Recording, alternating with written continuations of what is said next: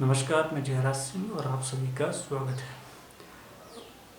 अपनी शुरुआती शिक्षा दीक्षा के बाद रावण ने कई वर्षों तक शिव की गहन तपस्या की। तपस्या के दौरान रावण ने शिव को प्रसन्न करने के लिए बलिदान के रूप में अपना सिर 10 बार काटा। हर बार जब वो अपना सिर काटता था तो उसके धड़ में एक नया सिर लग जाता था, जिससे उसने अपनी तपस्या पूरी की और अंत में भगवान शिव ने उसकी तपस्या से प्रसन्न होकर उसे वरदान दिया। तब रावण ने अहंकार में अपने वरदान में नश्वर इंसानों को छोड़कर देवताओं, राक्षसों, सांप और जंगली जानवरों से हानि न होने का वर मांगा, जिसका मतलब था कि ये सभी प्रजातियां उसे कोई नुकसान नहीं पहुंचा सकती। यही वजह है कि बाद में मनुष्य रूप में जन्म लेकर राम ने रावण का अंत किया था। रामायण, विजयदशमी या दिवाली का जिक्र होने पर हमारे मन में सबसे पहला ख्याल राम और रावण के युद्ध और राम द्वारा रावण के अंत का आता है। लेकिन वास्तव में शास्त्रों में रावण को एक दैत्य, राक्षस, अत्याचारी से बढ़कर बहुत कुछ बताया गया है।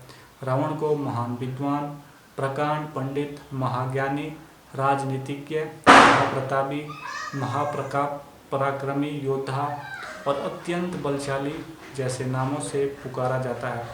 रामायण में जिक्र है कि राम ने भी एक बार रावण को महाविद्वान के रूप में संबोधित किया था।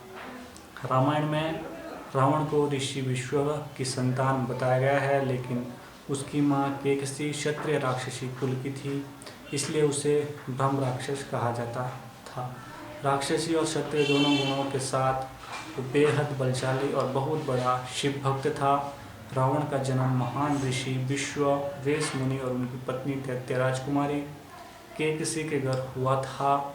उनका जन्म देवगण में हुआ था, क्योंकि उनके दादा ऋषि पुलस्त्य ब्रह्मा के 10 मानस पुत्रों में से एक थे।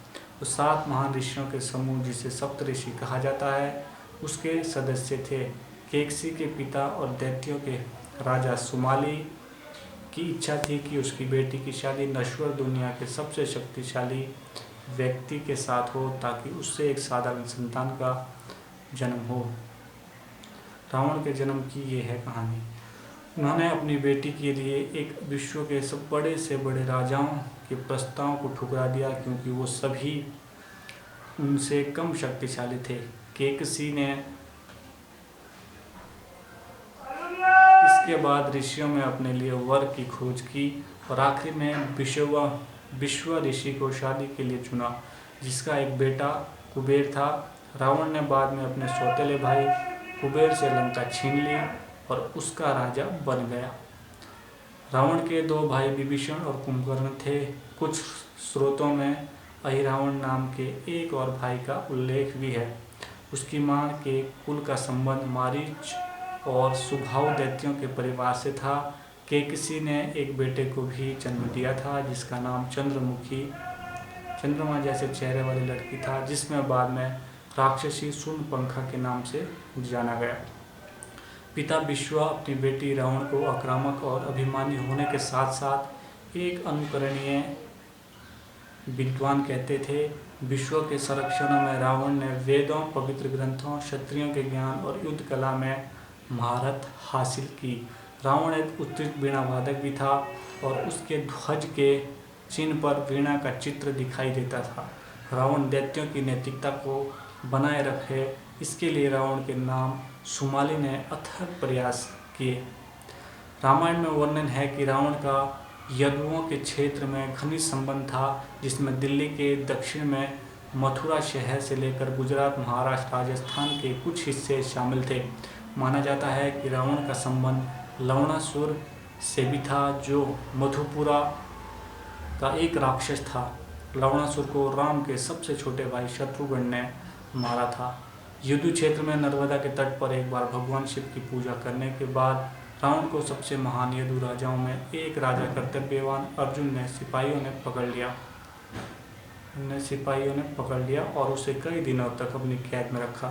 रामायण के संदर्भ में बहुत साफ कहा गया है कि रावण पूरी तरह मनुष्य या फिर असुरों के समान नहीं था, वो इससे कहीं बढ़कर था।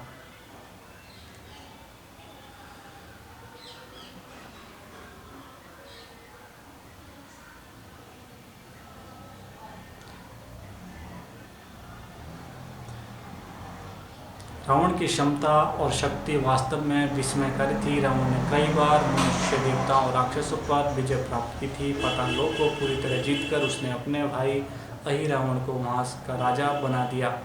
वह तीनों लोकों में सभी असुरों का सर्वोच्च अधिपत्य बन गया। कुबेर ने एक बार रावण को उसकी क्रूरता और लालच के लिए आलोचना की, जिससे वो बहुत नाराज हो गया। भाई के इस अपमान से युद्ध कर उन्हें हराया। उसने देवों, मनुष्यों और नागों पर जीत अर्जित की। रामायण में रावण का सभी मनुष्यों और देवताओं पर विजेता के रूप में जिक्र किया गया। कहीं जगह उसे सूरज को उदय और अस्त करने की शक्ति रखने वाला के रूप में भी वर्णित किया गया है। लाइक कीजिए, सब्सक्राइब कीजिए। जय